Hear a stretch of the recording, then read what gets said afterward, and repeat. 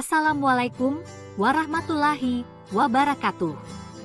Salam sejahtera untuk semua sahabat APC dimanapun berada. Apa kabar semuanya? Semoga semua sahabat tetap sehat walafiat, tetap semangat menuntut ilmu bermanfaat. Selamat datang dalam video kami tentang pembelajaran yang sukses. Hari ini, kita akan membahas bagaimana membangun fondasi yang kokoh melalui strategi rencana pembelajaran yang efektif. Ada beberapa tahapan yang diperlukan untuk sampai pada tujuan ini, yaitu penentuan tujuan pembelajaran, pemilihan metode pengajaran, serta strategi untuk evaluasinya. Mari kita bahas satu persatu. Tahap 1, penentuan tujuan pembelajaran. Langkah pertama adalah menetapkan tujuan pembelajaran yang jelas dan terukur. Tujuan pembelajaran yang jelas merujuk pada pernyataan yang sangat spesifik dan terukur tentang apa yang diharapkan untuk dicapai siswa setelah mengikuti suatu sesi pembelajaran tertentu. Tujuan pembelajaran ini harus dirumuskan dengan jelas dan dapat diukur agar guru dan siswa memiliki panduan yang konkret dalam mengevaluasi pencapaian pembelajaran. Tujuan pembelajaran yang jelas harus memuat informasi tentang apa yang akan dipelajari siswa, bagaimana mereka akan menunjukkan pemahaman atau keterampilan yang diperoleh, serta kriteria penilaian yang digunakan. Untuk mengukur keberhasilan mencapai tujuan tersebut, dengan tujuan pembelajaran yang jelas, guru dapat mengarahkan proses pengajaran dengan lebih terfokus dan siswa dapat memiliki pemahaman yang lebih baik tentang apa yang diharapkan dari mereka selama pembelajaran berlangsung.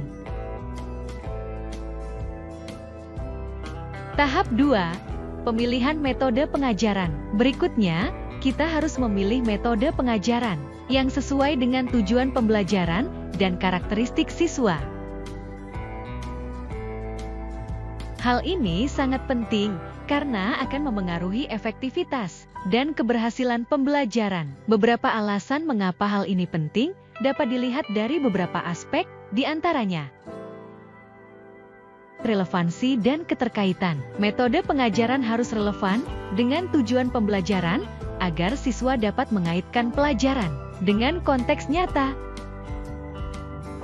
Keterlibatan dan motivasi. Memilih metode yang sesuai dengan karakteristik siswa, meningkatkan keterlibatan dan motivasi mereka dalam belajar. Pemahaman yang mendalam. Metode yang tepat membantu siswa memahami konsep dengan lebih baik. Pengalaman belajar positif. Metode yang sesuai menciptakan pengalaman belajar positif dan menyenangkan. Dukungan dan diferensiasi. Metode yang cocok mendukung kebutuhan belajar yang beragam dan memungkinkan diferensiasi pembelajaran. Beberapa pertimbangan dalam pemilihan metode antara lain, sesuaikan metode dengan tujuan pembelajaran, perhatikan gaya belajar dan kebutuhan siswa, sesuaikan dengan lingkungan dan fasilitas yang ada, aktifkan keterlibatan dan partisipasi siswa, pilih metode yang efektif dan efisien, serta memilih metode yang sesuai dengan tingkat pemahaman siswa. Beberapa metode yang dapat dipilih, antara lain, pembelajaran berbasis proyek, pembelajaran berbasis masalah, pembelajaran kolaboratif, pembelajaran berbasis game, pembelajaran berbasis teknologi, pembelajaran berbasis diskusi, pembelajaran berbasis demonstrasi, dan beragam metode lainnya. Dengan mempertimbangkan variasi metode di atas, guru dapat menciptakan pengalaman pembelajaran yang beragam, menarik, dan efektif sesuai dengan kebutuhan dan karakteristik siswa. Metode yang interaktif, seperti diskusi kelompok dan penggunaan media pembelajaran, dapat meningkatkan keterlibatan siswa.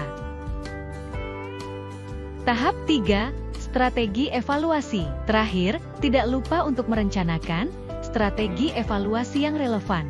Evaluasi tidak hanya untuk mengukur kemajuan siswa, tetapi juga untuk memperbaiki proses pembelajaran.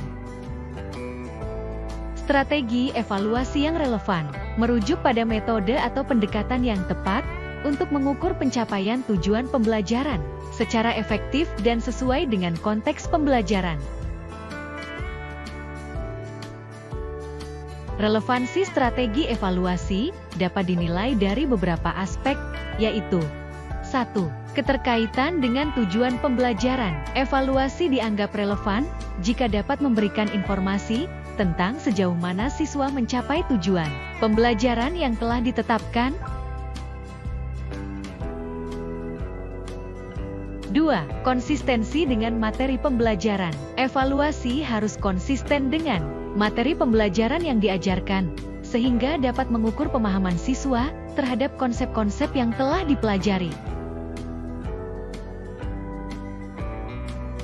3.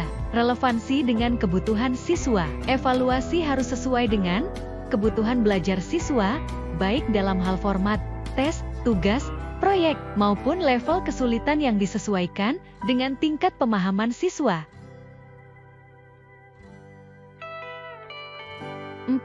Ketepatan waktu. Evaluasi harus dilakukan pada waktu yang tepat, yakni ketika siswa telah memiliki pemahaman yang cukup terhadap materi pembelajaran yang diuji. 5. Objektivitas dan keberlakuan. Evaluasi harus objektif dan dapat diandalkan dalam memberikan informasi yang akurat tentang pencapaian siswa, serta dapat diaplikasikan secara konsisten oleh guru.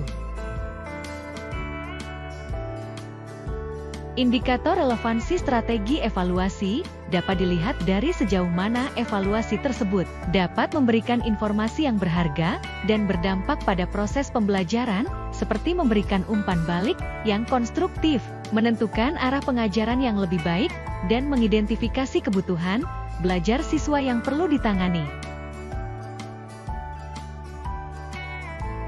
Jika strategi evaluasi dapat memenuhi kriteria-kriteria di atas, maka dapat dikatakan bahwa evaluasi tersebut relevan dan efektif dalam konteks pembelajaran yang diberikan. Itulah gambaran tentang bagaimana membangun rencana pembelajaran yang sukses. Dengan fondasi yang kuat, setiap sesi pembelajaran dapat menjadi pengalaman yang bermakna dan efektif bagi siswa.